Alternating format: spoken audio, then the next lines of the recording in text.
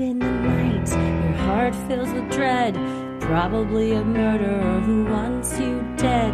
It could be a ghost, a demon, or worse. Perhaps you're the victim of a witch's curse. It's hopeless, you're doomed. You'd call a priest if you could. You'd rather just listen to who? Sinisterhood.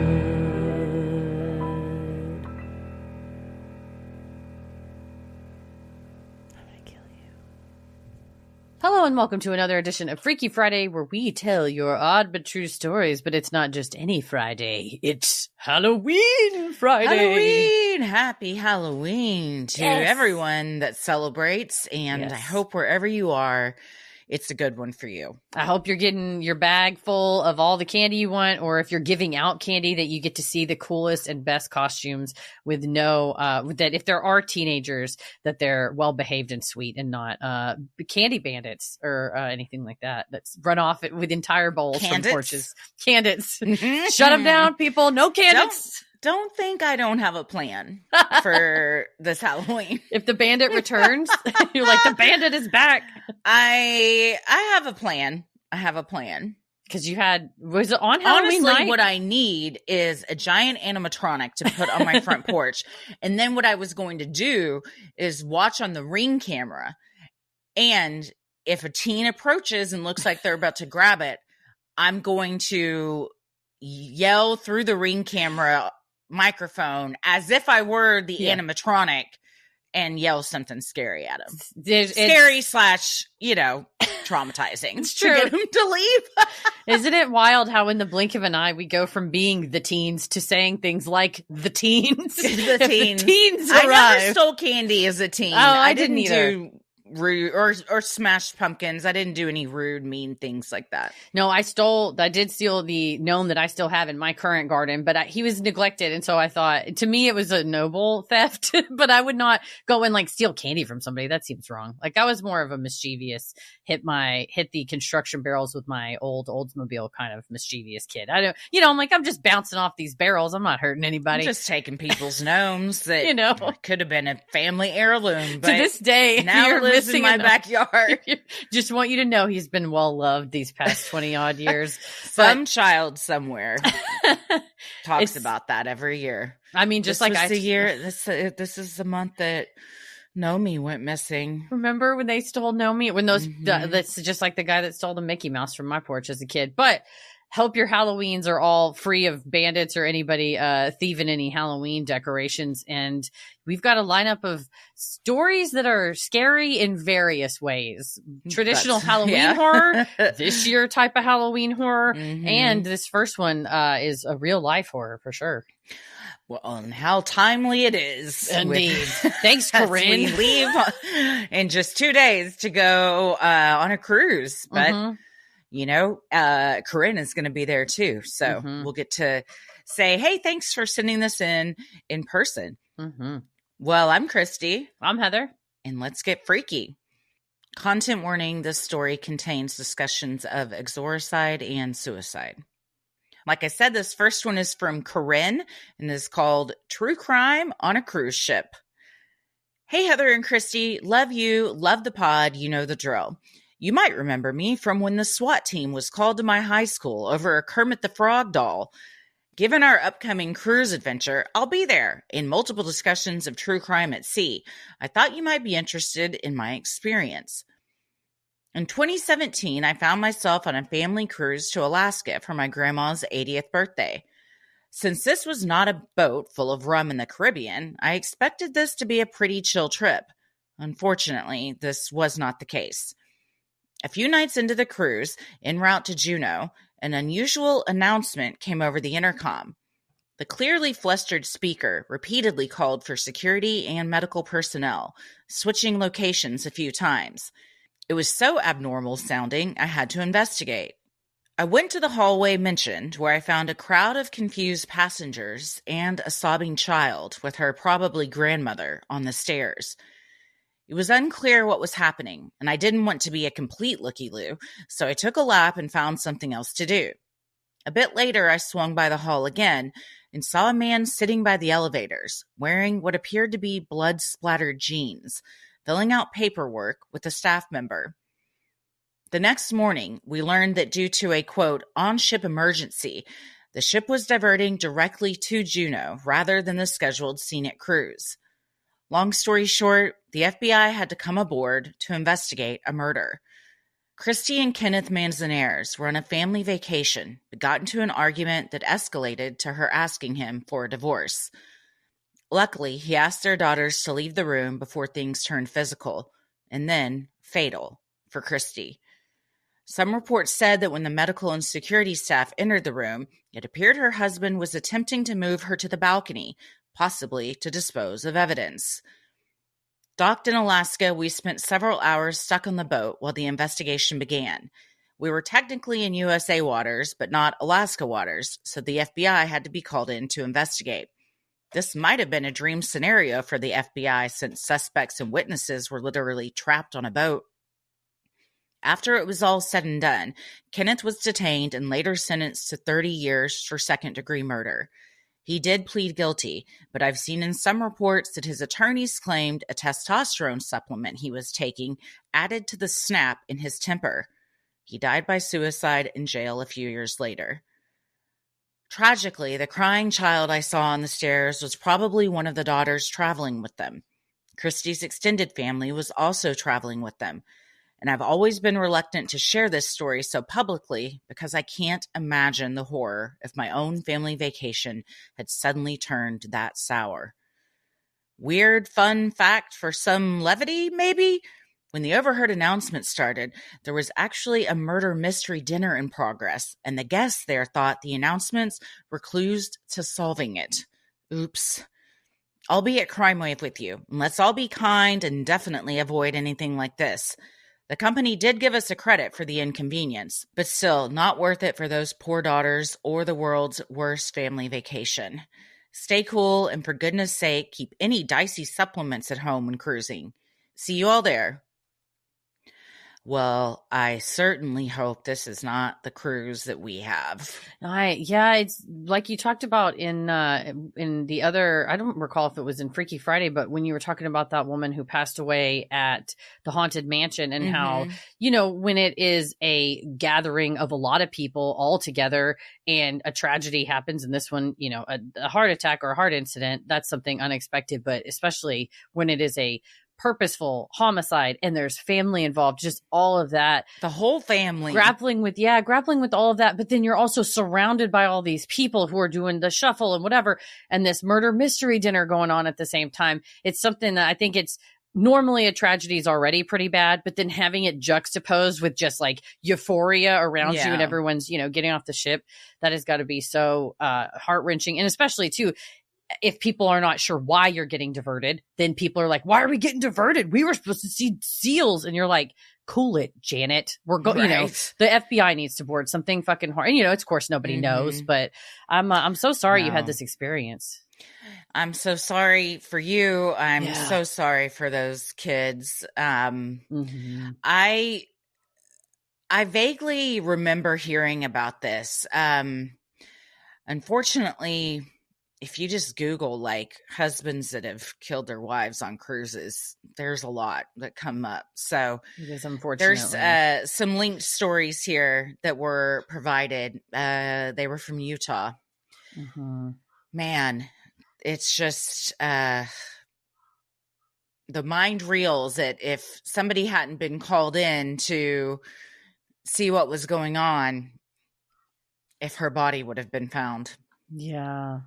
And luckily they did walk in at the right time. So despite the fact that you can't bring her back, but at least the family has answers and he can't say, oh, I don't know what happened. But I'm at least there was family members on board to help, care for the girls. And I hope that they have found as much healing as you can after something like that. That is an all-time nightmare. Yeah. You lose your mom and then you lose your dad to prison and then you lose him to suicide. So both their parents lost in horribly tragic ways. And man, sometimes life just isn't fair. Some people get dealt just a really, really hard hand. And that's just how it is. Mm-hmm. And it sucks. And I hope those girls are having a good day somewhere. Right. It's like, I hope you, for all the horrible that's in your life, you've gotten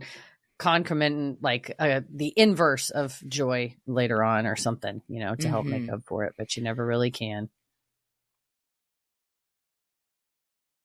Sinisterhood will be right back. Cooler days call for layers that last, and Quince is our go-to for quality essentials that feel cozy, look refined, and won't blow your budget. We're talking $50 Mongolian cashmere sweaters, denim that fits like it was made for you, and outerwear that looks and feels designer, but at a fraction of the price. Their wool coats are seriously stunning, and the quality rivals brands that charge double or more.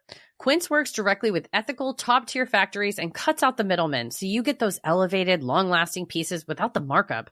Everything they make feels intentional and well-made, like the kind of staples you'll wear on repeat. Smart, stylish, and totally worth it. And along those lines, I just ordered a washable stretch silk V-neck cami in deep orchid because I already have a gray Mongolian cashmere button-up from Quince, and I wanted to layer them with like the dark purple cami with the gray over. Those are great colors together. I feel like I'm gonna look so elevated. Normally I'm wearing t-shirt and like, you know, just kind of dressed down. But like, I feel like with Quince, I don't have to go out of my way to look classier. It's like I look fancy and effortlessly. And still comfortable. Yeah. Oh, yeah. Usually when you look, sweater. Not you, anyone looks fancy, you're like, I can't wait to get this off. But it's still so comfortable. I had been searching high and low for plum colored leggings because I wanted to wear it with my Tencel chambray button down shirt. Yes. I also ordered another modal V-neck tee. You know that I love them. I have to.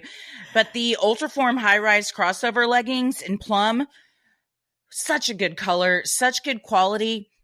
They don't pill. They are like a good thickness. You know, sometimes leggings are so thin, you're like, I feel like I'm showing too much, but not with the Quince ones. They're well made.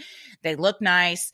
They can be dressed up or down, and great color. Great fall color. I couldn't find this color anywhere else. So Quince, you were the one as always. Done it again, Quince. Find your fall staples at Quince. Go to quince.com/creepy for free shipping on your order and 365-day returns. Now available in Canada too. That's QUINCE.com/creepy to get free shipping and 365-day returns. Quince.com/creepy. Well, this next one is from VB, and it's called Gut Feeling Ice Raid. Hello, I'm a Canadian stand-up comedian. Not a very good one. I definitely have to keep a day job. I keep hearing horror stories of Canadians getting detained by ICE or getting messed with at customs. 8 months ago, I bought tickets to my friend's wedding in Chicago. I figured since my friend was a cop down in Chicago, even a bootlicking border guard would probably leave me alone since I had an invitation and an agenda to a cop wedding. I would just want to steer clear of an ICE raid as a solo foreign female freelancer, and I figured Chicago would be safe enough. At the beginning of October, I saw some TikToks that made me decide I wasn't going on my Chicago trip. I used all my therapy skills to give up the sunk cost fallacy of my non-refundable plane tickets and told myself that I would rather lose $500 now than disappear forever. My right-wing friends told me I was being dramatic and pushed me to go. My left-wing friends were being overdramatic, and I was tempted to go so I didn't have to live in online fear.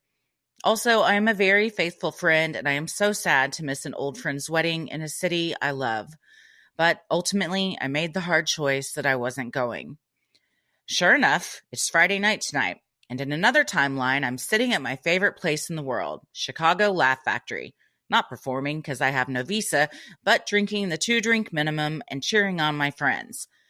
But in this timeline, I'm sitting safely in my apartment at home in Canada, painting a canvas for my friend as an apology for missing his wedding and sending it in the mail.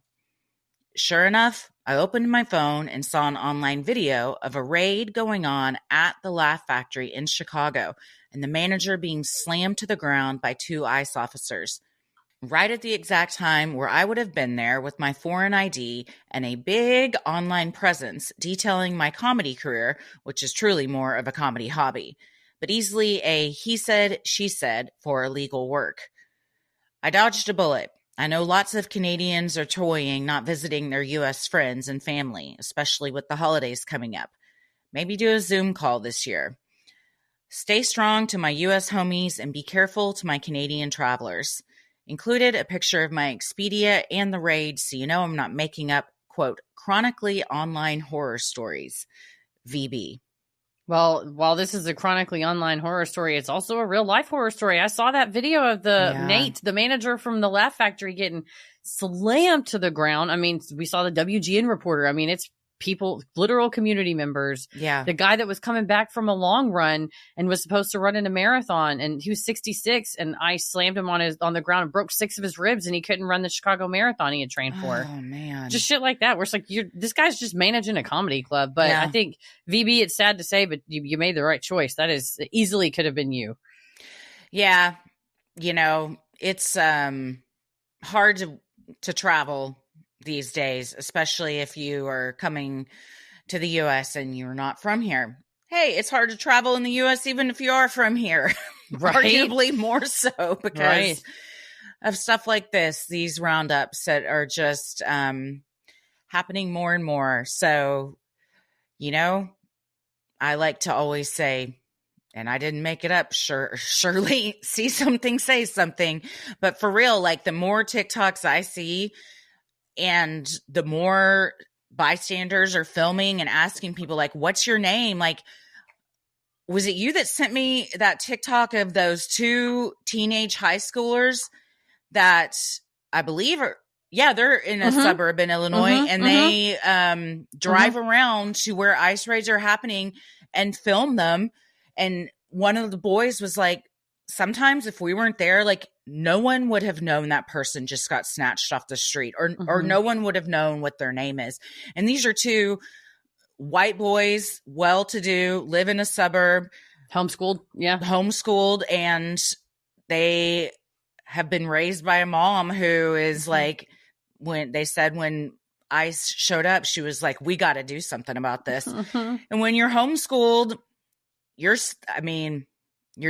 doing more stuff that's for the community and learning a lot more than if you were just going sitting in a classroom, by going and driving around and documenting what's going on, and, you know, being there for someone that doesn't look like you. If you, you know, if you're able to stand up and do these things, do them, because that is our responsibility as white people. I mean, truly, right? The Supreme Court said if you look like maybe you could be from maybe South or Mexican, maybe you're from South America, the cops can just grab you. So given that there's no probable cause for your neighbors, you know, anytime somebody's like, white privilege isn't real. Well, now it really is. It's been codified. No, not codified, but, you know, sort of designated by the Supreme Court that if you don't look like you're from those places, maybe they don't have probable cause. They still will. You know, this Nate fellow, the guy that was the runner, did not. The woman from WGN, and perhaps that's why some of those videos have gone even more viral, because it's like clearly citizens. But I agree with that. Like, at any point, it's what you would have done is what you're doing now. And I certainly am fine with the ICE knowing that I hate them, and I think that they are Gestapos and foot soldiers for the devil. They're like, we're going to use technology to, you know, track literally the ICE said they're going to start using this technology to track your social media posts and comments, and that if you don't like them or you say something against them, that, you know, they'll put you on this. I would like to say it is my First Amendment right to say every ICE agent can suck my dick. You know what I mean? That I think the ones that are criminals should all be put back in the jails from which they came, because like a good chunk of them all failed the criminal background check, but it had already been given, you know, weapons and the ability to go out on the street. They were all switching license plates in places. I mean, this is an illegal guerrilla police force that's out on the streets. I do not recognize their authority, because I think most of them should not have been deputized as officers given their backgrounds and also given their disgusting lack of training. A good huge chunk of them couldn't pass the written exam. So they don't even know what the fuck they're doing. Of course they don't give a shit. They'll snatch your phone out of your hand, not understanding that that's violative of your constitutional right. So keep documenting it, because I have seen tons and tons and tons of lawsuits by all the ACLU type organizations, not just that one, but similar other civil liberty organizations are pursuing, lawsuits, civil lawsuits on behalf of. One guy was I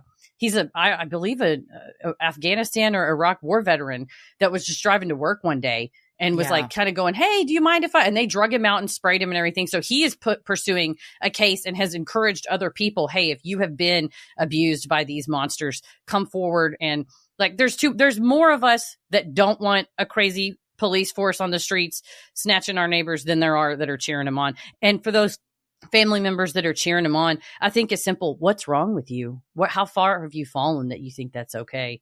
Goes a long way. Nobody wants to get preached at, but certainly a question of why do you think that's okay to treat any person like that is my question. So thank you for sharing your story, VB.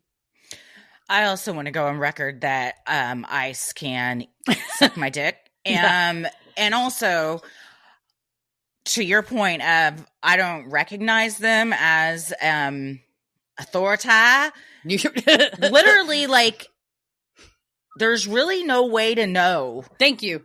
Because when you refuse to show your face, you're in plain clothes, you just have a weapon, you're in an unmarked car. How is that any different than getting kidnapped off the street by kidnappers? That's my question. And I would want to press charges. I mean, truly, that's what Larry Krasner, the DA in Philly, was like, that's kidnapping. And if my citizens get kidnapped, I urge them to, file charges.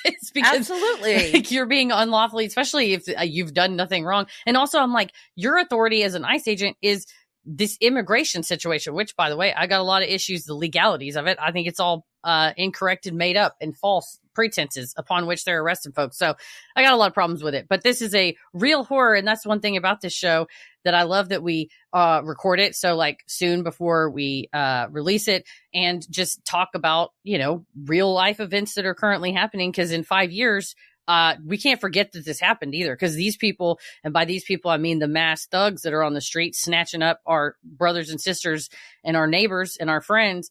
We can't let them forget that they did this. We've got to ostracize them from. Don't fuck a former ICE agent. Don't fuck a current ICE agent. Don't fuck a former ICE agent. They should never get laid again. That's why. Why are we fucking these people? Sinisterhood will be right back. Well, continuing on in Chicago ICE raids, this next one is from Anonymous in Chicago and is called Not the Scary Halloween We Wanted. Hello, friends. I'm going to keep this story short and to the point. I work in Chicago and collaborate with the Chicago Public School District. I work with kids of all ages, but this year I work primarily with preschool and kindergarten. As many of you know, Trump has sent the National Guard to Chicago to track down, quote, illegals and, quote, thugs, causing havoc in the, quote, most dangerous city in the U.S.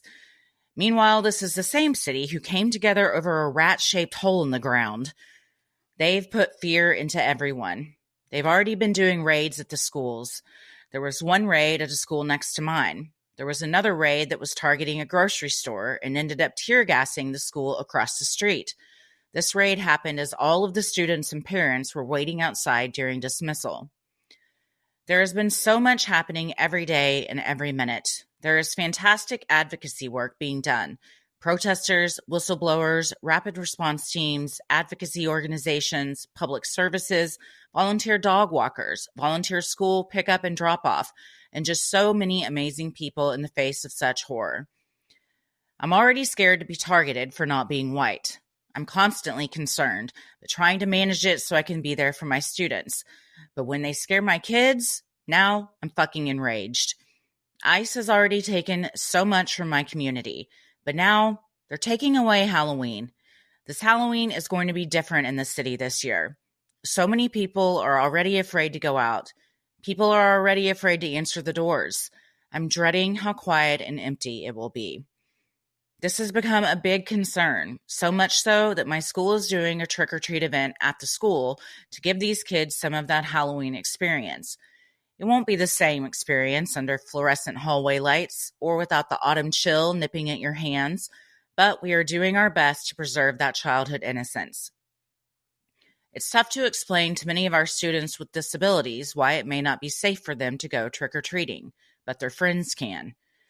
It's gotten to a point that even our governor, Pritzker, has put in a formal plea to ICE to stop for one night so kids can celebrate Halloween safely. I doubt this will happen, unfortunately. There has been a lot of local help, but if you're not in Illinois and still want to help, I recommend looking at ICIRR.org and making a donation. The Allies program allows recurring donations. I'd also recommend checking out your local immigrant and refugee nonprofit organizations at this time. They are likely fighting the same fight. If you can't donate, see if you can volunteer. Sharing resources, sharing verified reports of raids, and checking in with your community. I'm not sure how to wrap this up, except that please be extra careful this Halloween, even if you're not in Chicago. Trust nobody, but protect your neighbors, especially those who are marginalized. Even small things like offering to take a family's children trick-or-treating, or maybe sharing your candy with your neighbor or friend who has to stay inside this year. Halloween this year will feel scary, but not in the way we wanted it to. Stay safe out there, everyone. Well, I agree with Governor Pritzker's call. For the very least, it's going to be pandemonium. Dude. And I saw them selling at Spirit Halloween. It was like, I don't know if it was called like something trooper or something. And it looks like an ICE agent outfit. I didn't see that. And I'm like, what the fuck? Why is this even on sale? And, you know, you get just a black leather thing with like a little silver sheriff badge from far off. Like, people don't know what it is. And I think if there are not real mask goons out there, then we could all calmly be like, that's a person in a costume and we should all collectively ignore him. But I do fear that people are going to take advantage of the dressing up and, you know, rob people in bars, take women, do whatever because of.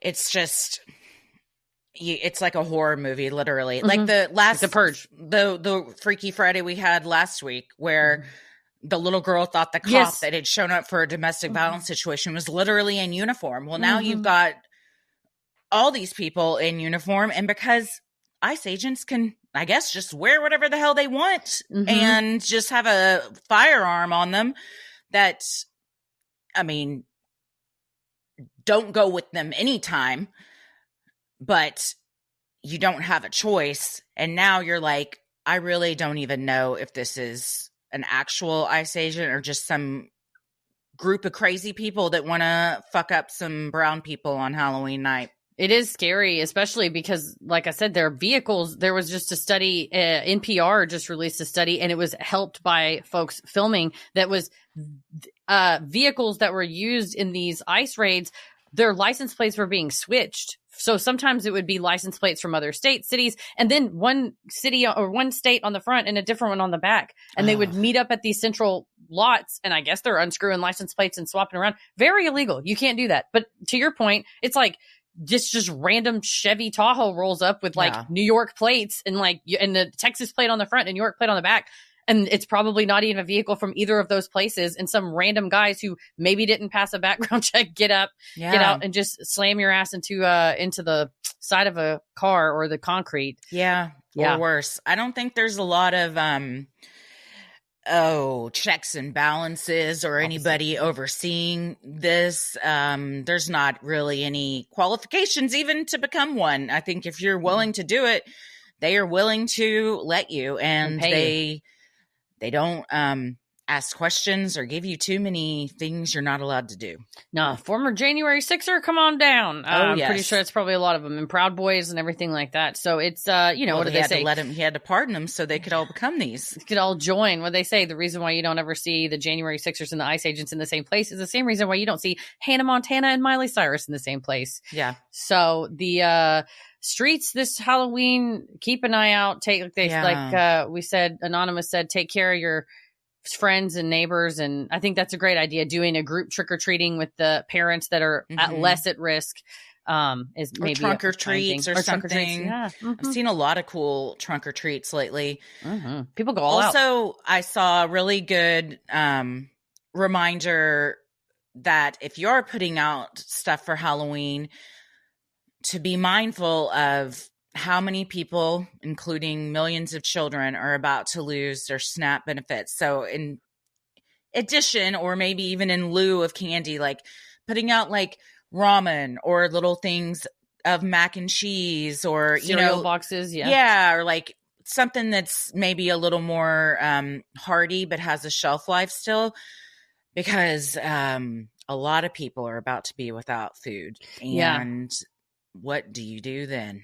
No, truly. And a lot of food banks are about to be without food. I believe some of the funding is frozen as well. So even the places where the food insecure friends and neighbors of ours that normally would go, those places are down to, boxes of just pasta or whatever. So echoing what Anonymous said, in your own community, figuring out whether it's like the Human Rights Commission or whatever, somewhere near you that's taking care of folks, community gardens sometimes also do like food pantry offerings and stuff like that, or closed closet places, because it's also starting to get cold. So just figuring out ways to reuse stuff at your house, which is takes money out of the hands of bald billionaires and their Amazon website, right? And helping your friends and neighbors. Some of the schools are doing a of course, like canned food drive and stuff like that, or the counselor at Ella's school coordinates Thanksgiving things for families in need. And one of the things everyone's donating, which I think would be a good idea for anyone looking to try and contribute, is like a gift card to like Tom Thumb or McDonald's, anywhere where Aldi, it's food. Yeah, and any amount.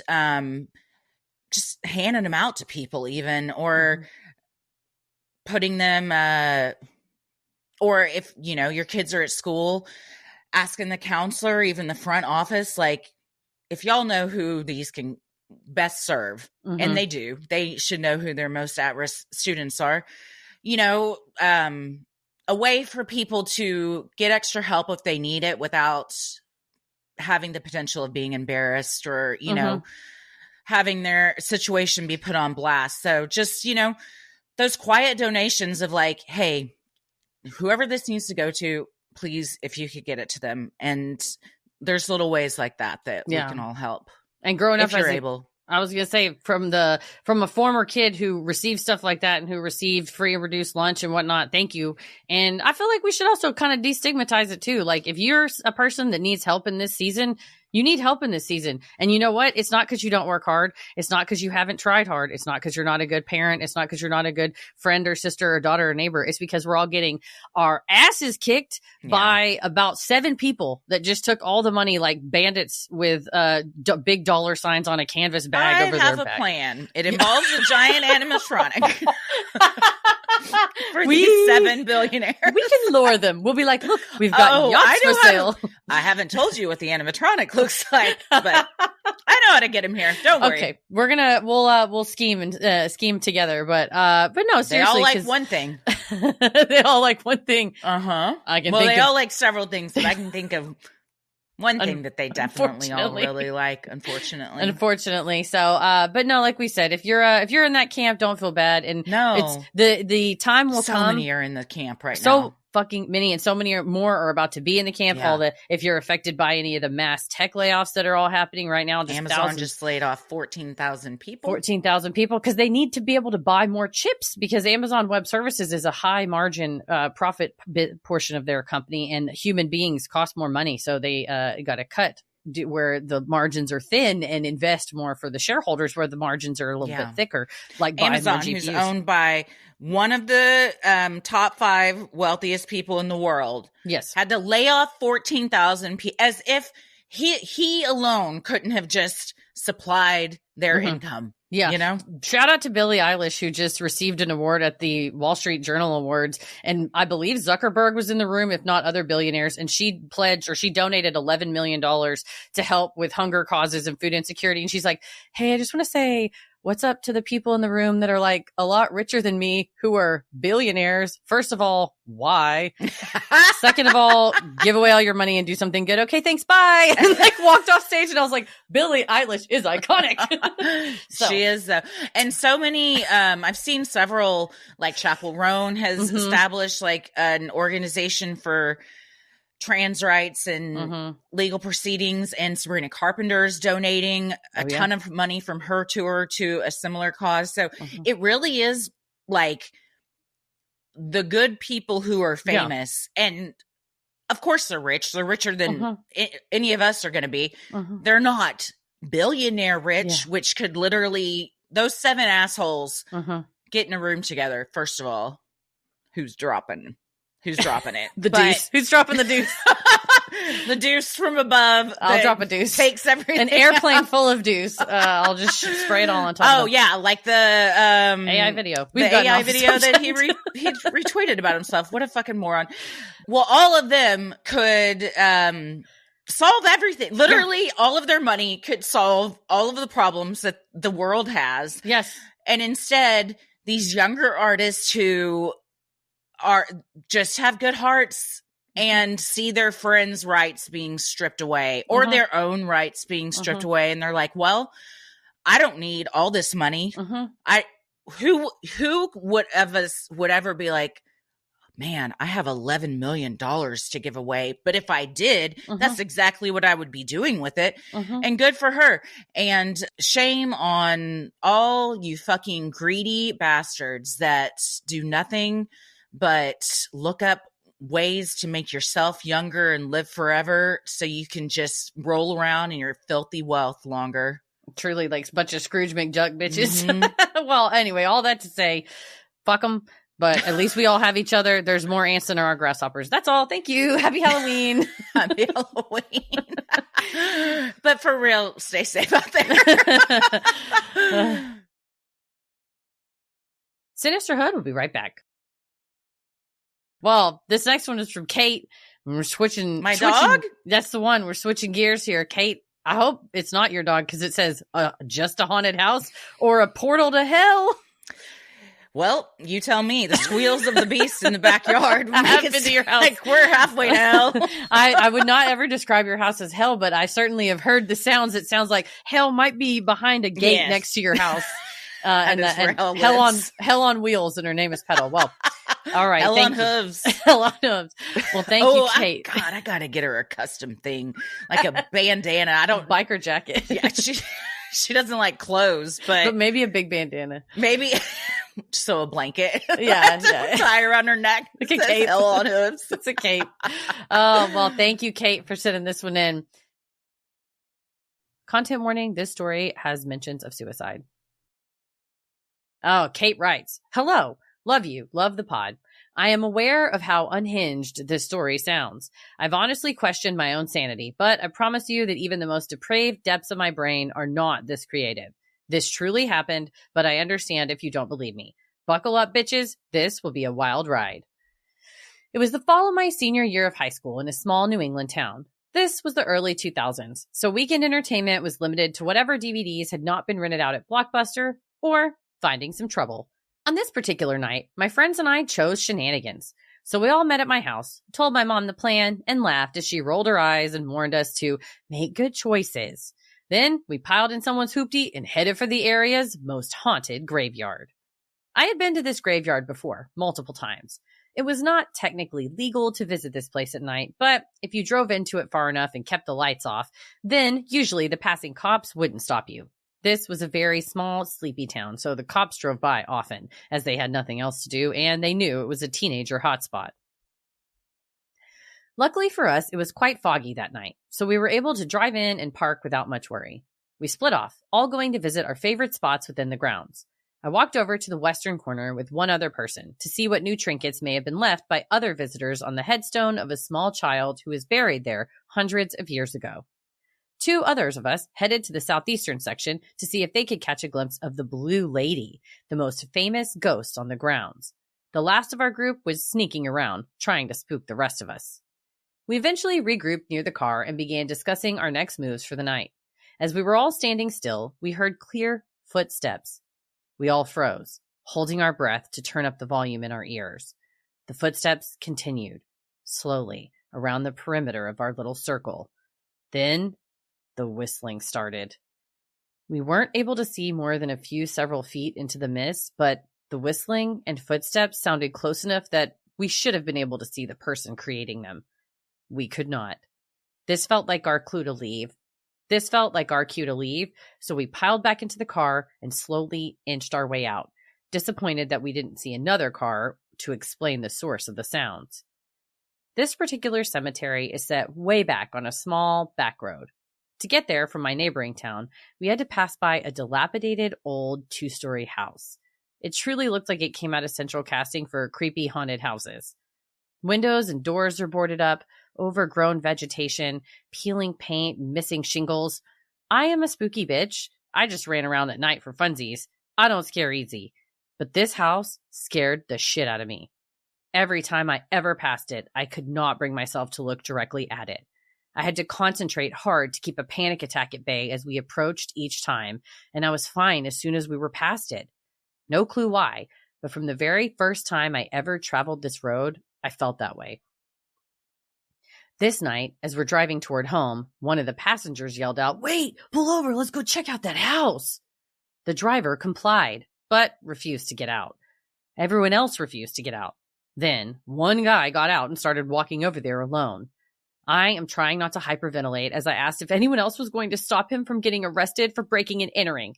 They all said no. They were too scared of that house to save the dummy. Assholes.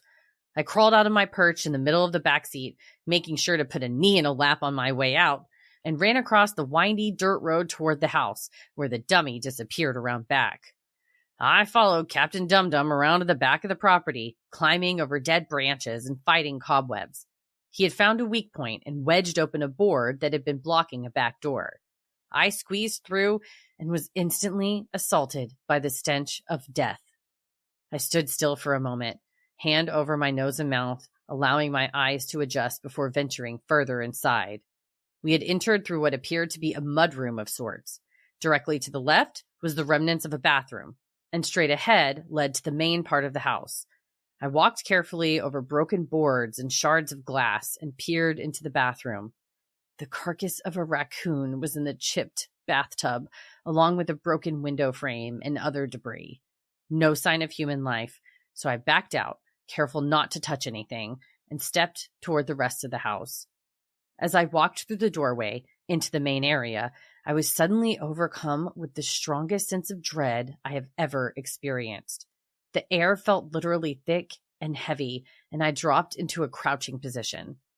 I sat as still as I could from my spot on the floor and looked around, calling for Captain Dum-Dum, who responded from somewhere in the depths of the darkness.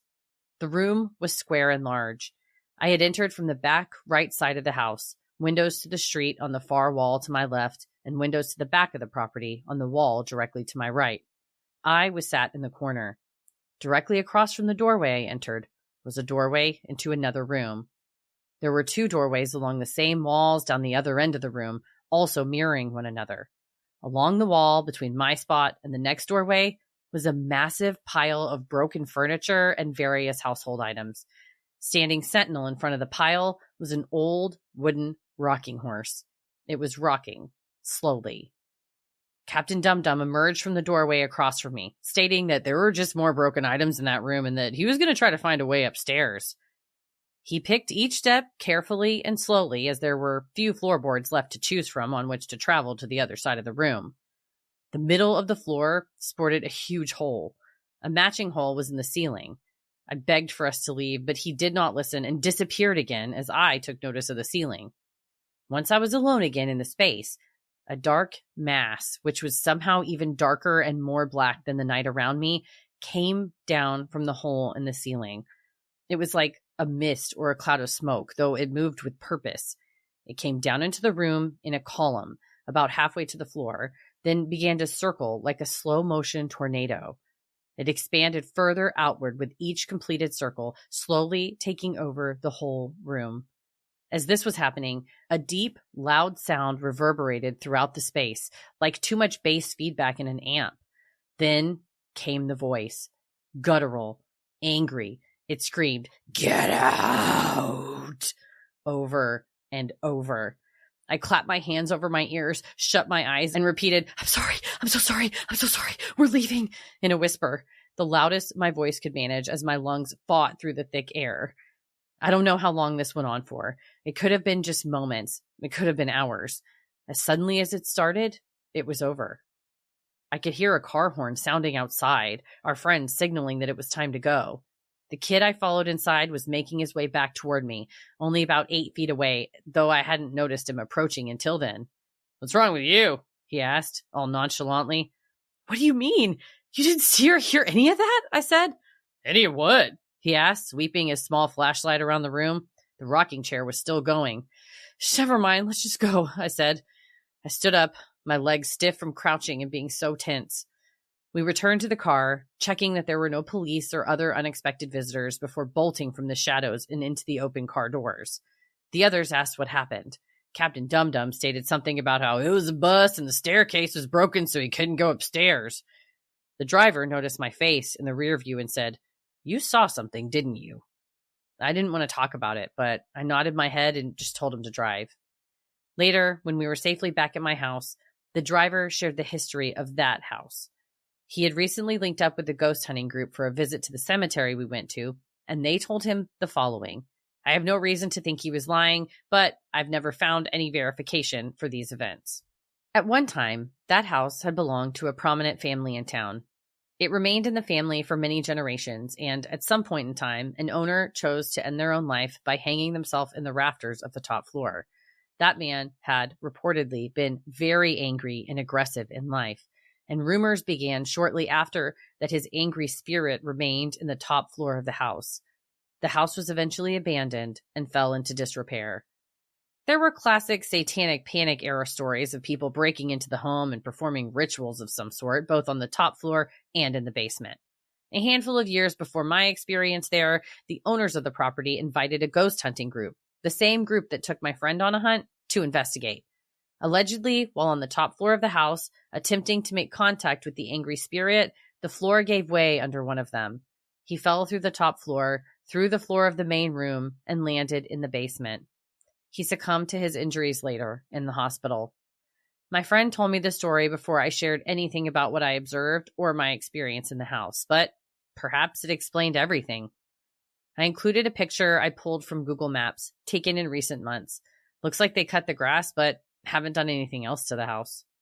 This house is a portal to hell. That's ramshackle as fuck, and the fact that you even got in it, I'm surprised. But you had a satanic tornado coming at you, dude. Not only a portal, tornado, but satanic tornado. What's up, guys? Satanic tornado. Oh man, they were great in '85 for sure, dude. They really hit their stride.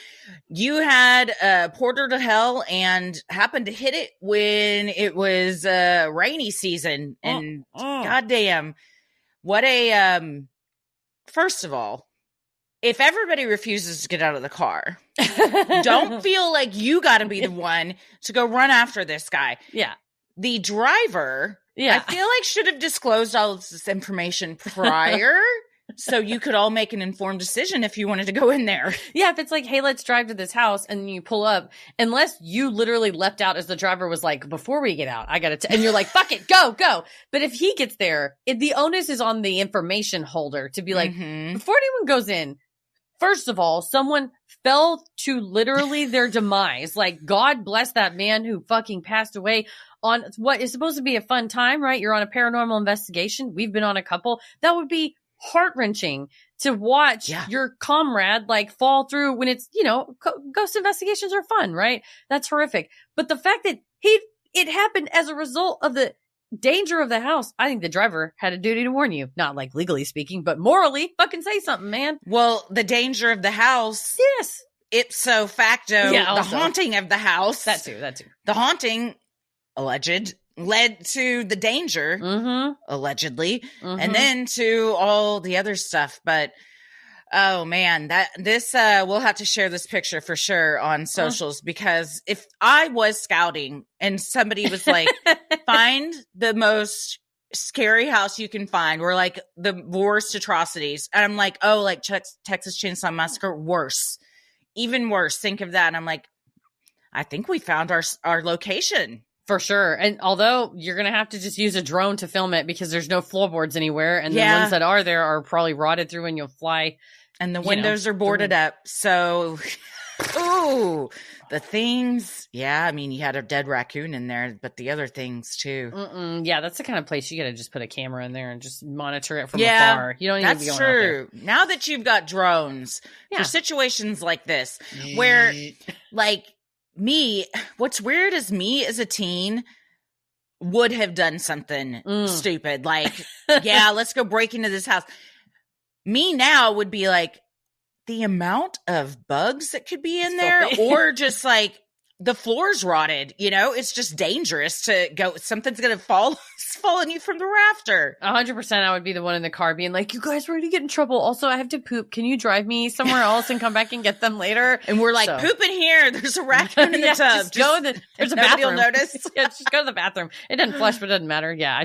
I'm like, this is how I ended up getting bitten in the ass by a rabid raccoon in a haunted house because we thought he was dead, but he was just passed out and he had rabies. How'd Heather get rabies? Oh, it's a whole thing. It's a doozy.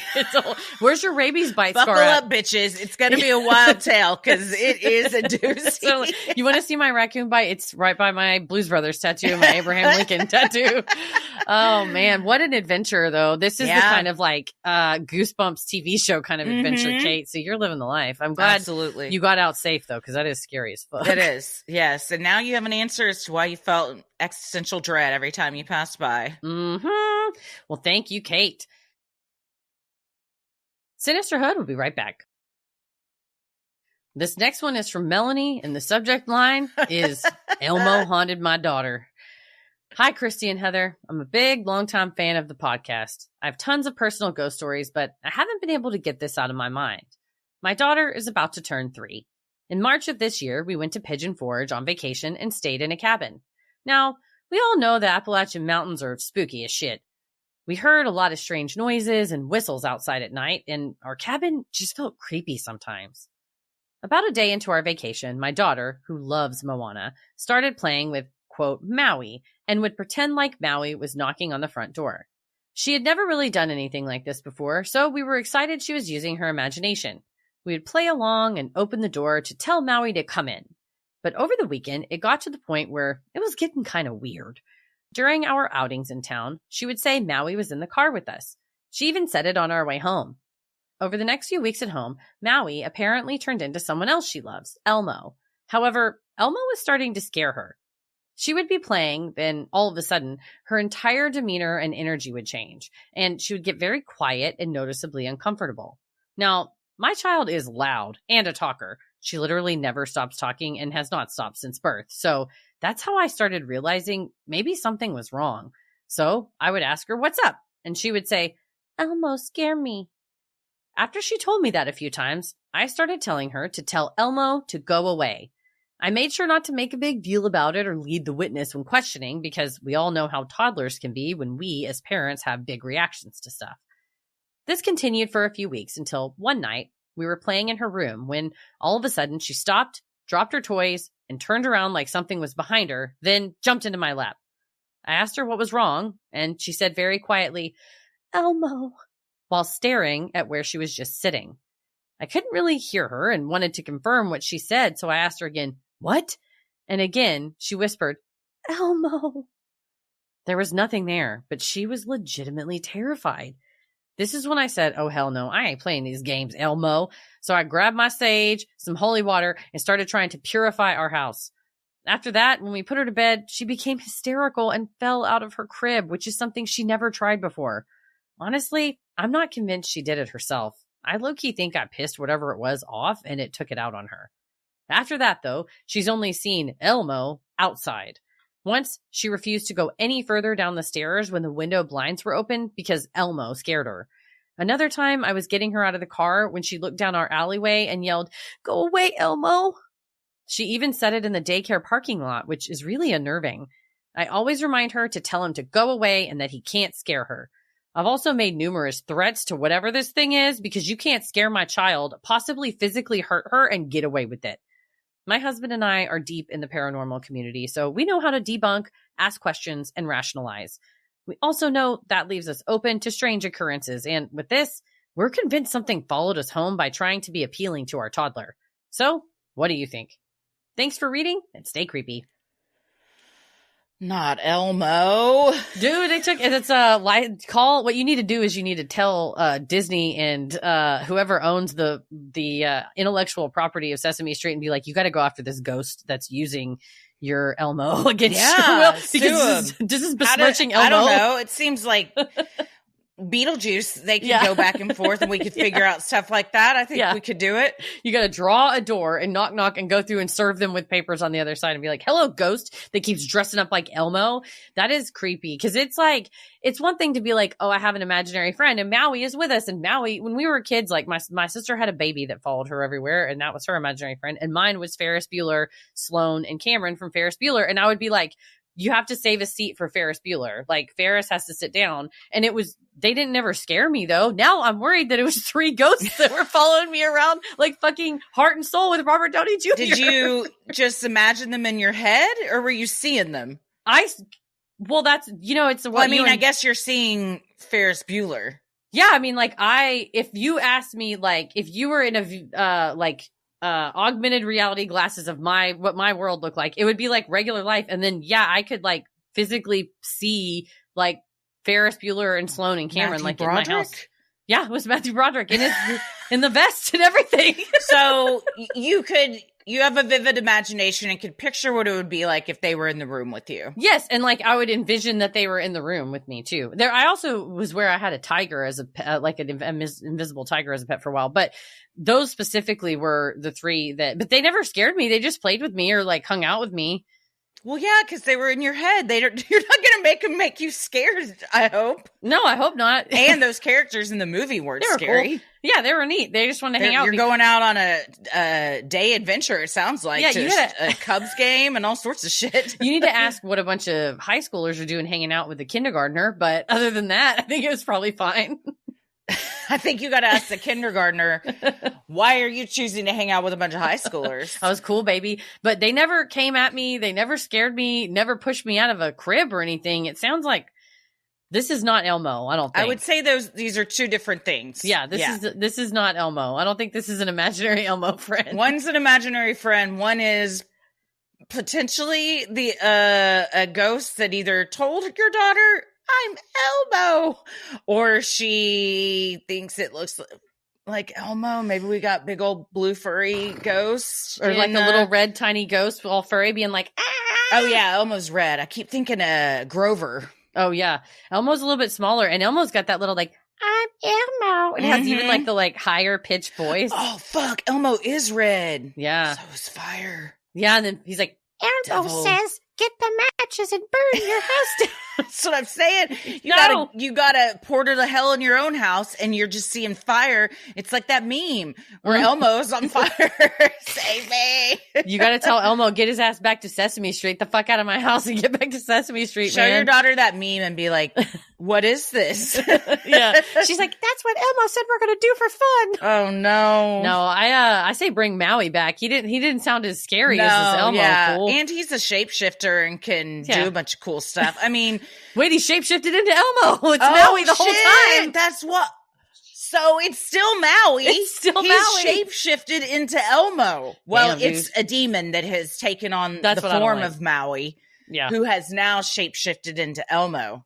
Yeah, I say, damn. But demons can shapeshift too. That's the problem. And if you're in the paranormal community, maybe ask somebody that, I don't know, in that group that does that can sense stuff, whether they're like clairvoyant, clairaudient, whatever, and like maybe that could give you a hint on what else to do to get Elmo. Is now he's just taking up residence at the curtilage of your facility, so just be like, buddy, you got to get off the porch, you got to get out of the bushes. Yeah, I don't like seeing it outside. I mean, it's good it's outside, but still it needs to leave. The implication is that it once was inside and it once back in. And I don't like that either. And so, we need a spiritual, much like we need a spiritual cease and desist, we need a spiritual stay away order. And tell Elmo to stay within, to stay at least 1,000 feet from your kid. I'm like, how far can you see? Yeah, a protective order. An EPO. Exactly.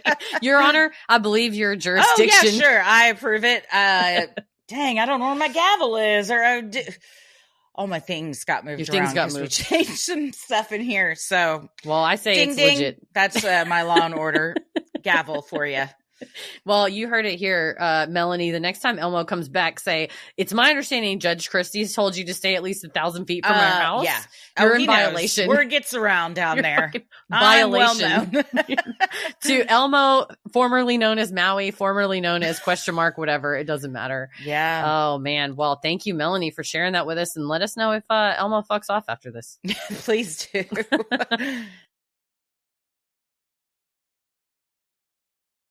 Sinisterhood will be right back.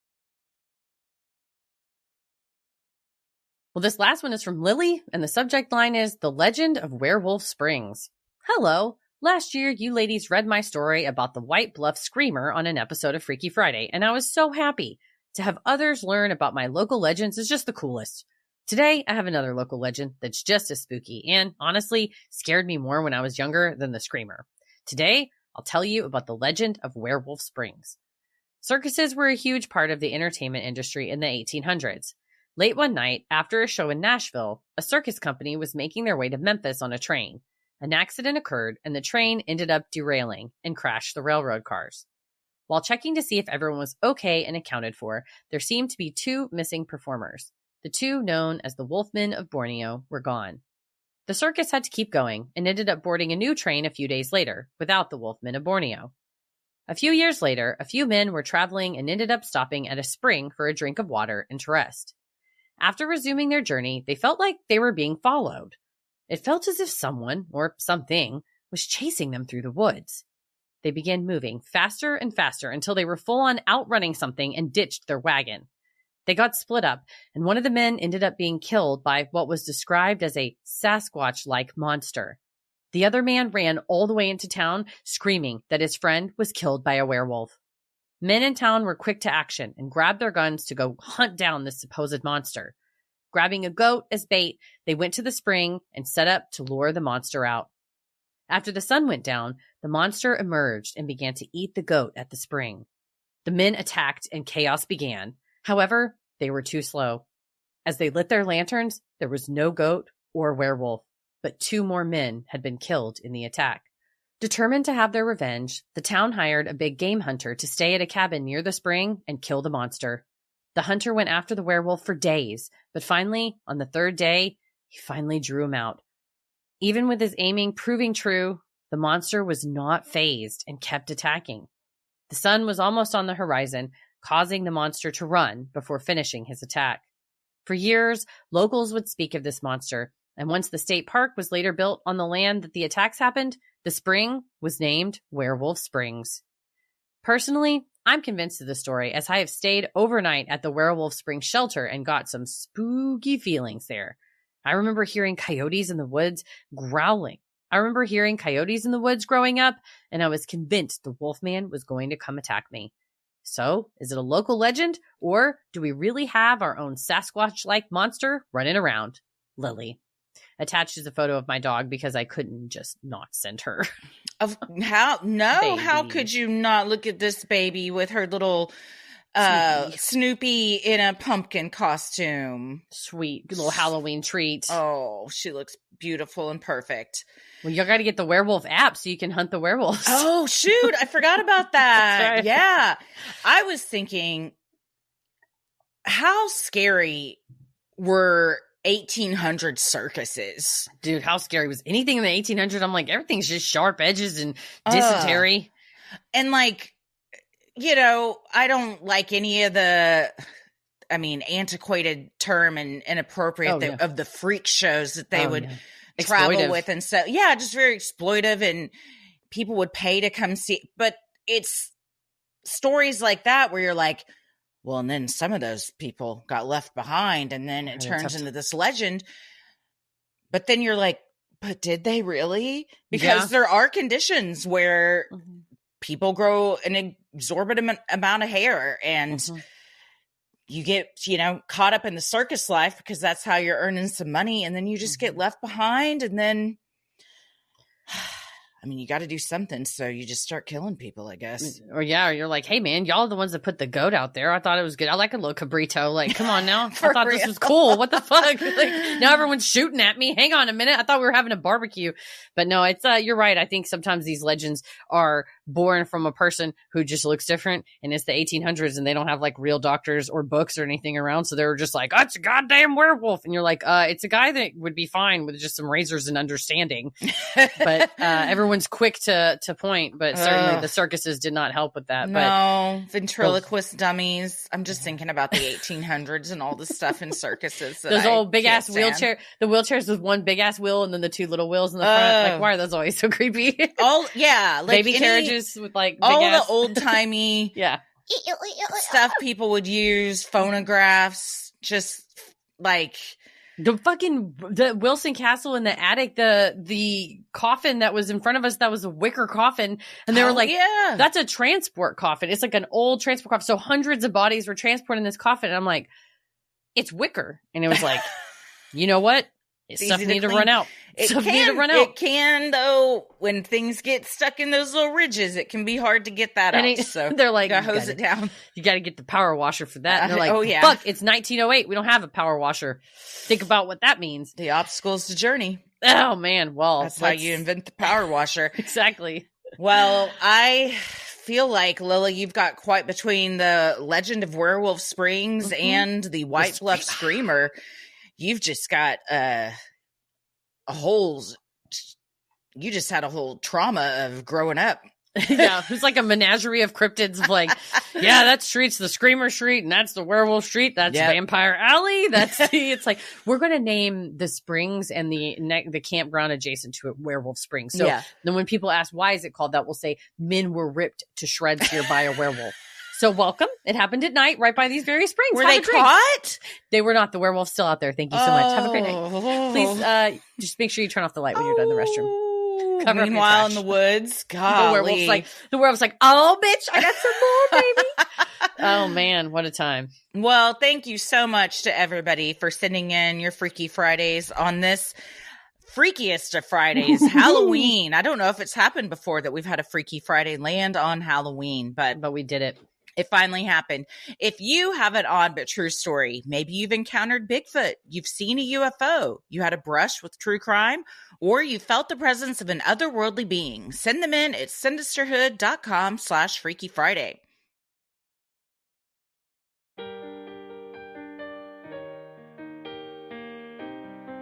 Speaking of freaky, if you got something creepy caught on camera, found a weird or unexplainable clip online, maybe you just have a funny video you want us to see, well, send it our way and we'll live react to it during Sunday Scaries, our weekly live stream over on Patreon every Sunday at 8:30 p.m. Central. It's totally free. You just enter your email, you get immediate access, and then you also get immediate access to a whole backlog of content that is just for free members. Now, I will say this Sunday we are not having Sunday Scaries because we will be on our own Sunday Scaries in the Bermuda Triangle. Yeah, we'll be in Florida. The scariest of Sundays will be in Florida. Florida. Boom, boom, boom, boom. I'm excited. Oh, man. One hell of a drug. But we'll see you in a following Sunday Scary. And there are 32 previous Sunday Scaries you can go and binge watch if you miss us very much and want to see some fun vids. Well, if you like our free episodes like this one, you'll love our Patreon bonus content. You can join for free to see what we're up to next, or dive into over 1,000 hours of content like Judge Christie, where I rule on petty grievances you bring before the court. True Crime Headlines, where we break down the latest news and updates in true crime. Heather's Saves, or anything Heather has found late night scrolling could be discussed. And Am I the Asshole? And popular opinions and other subreddits that we feel require our input.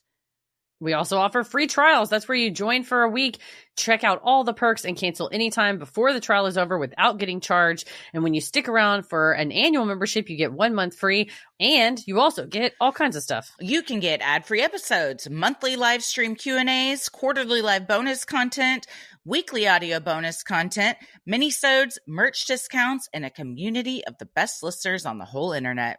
Head over to Sinisterhood.com and click shop on the top banner to check out Sinisterhood merch like t-shirts, mugs, tote stickers, and even clothes for your kiddos. While you're on our website, you can also review the show. Thank you so much to everyone that's left 5 stars and kind words. You can submit topics and cases you'd like us to cover. Submit your stories for Freaky Friday and your videos for Sunday Scaries. Plus, you'll find fun things like topic-based playlists. So if you got somebody that's like, I only want to listen to them talk about cryptids, we got you. Boom. And what a lineup there is. Frogman, some of baby. my faves are cryptid episodes. Oh, dude, for what sure. What a fun Halloween playlist to listen to. Absolutely. Like, you just like, I'm spending Halloween with Yowie and the Frogman Hell and yeah. the Mothman. Leave me alone. they're the funnier ones. They're lighthearted. They're always silly. Man, but also, yeah, somebody the other day on our Patreon Facebook group was like, what are some faves? I'm just like baking around the house. One person said clowns is one that always get, and that's Killer episode Clowns 53. That one is a very funny one. Man, that was like back in the day, but that one was super funny. That was pre-Paris. Oh, that was at your old house too. Yeah, yes. I think so, yeah. Jersey Devil was a great one. Extreme Haunts. Nothing scarier than that is asshole Russ McKamey, I'll tell you that. That is definitely, if you're looking for a Halloween fright, I think Russ McKamey is just, it's up there with like the Candyman and fucking It and Leprechaun for me. Oh, but man. So many of the ones people listed, I was like, dang, they would like quote certain lines or jokes. I'm like, I totally forgot about that, but that was a funny one. That's why we love the community too, because y'all remind us of what the fun we have. Well, follow us over on Instagram and threads at Sinisterhood Pod.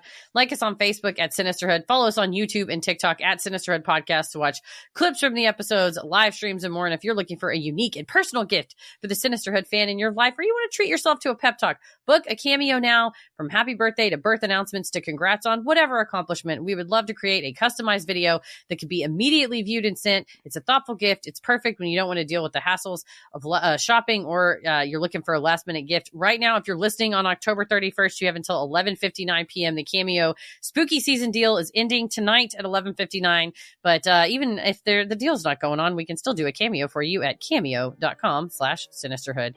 Where are you at on the internet? I'm on Instagram and Threads at Christy M. Wallace, and I am on TikTok at Christy or GTFO. I'm on the internet at Heather versus the World. As always, the devil rules the airwaves. Keep it creepy.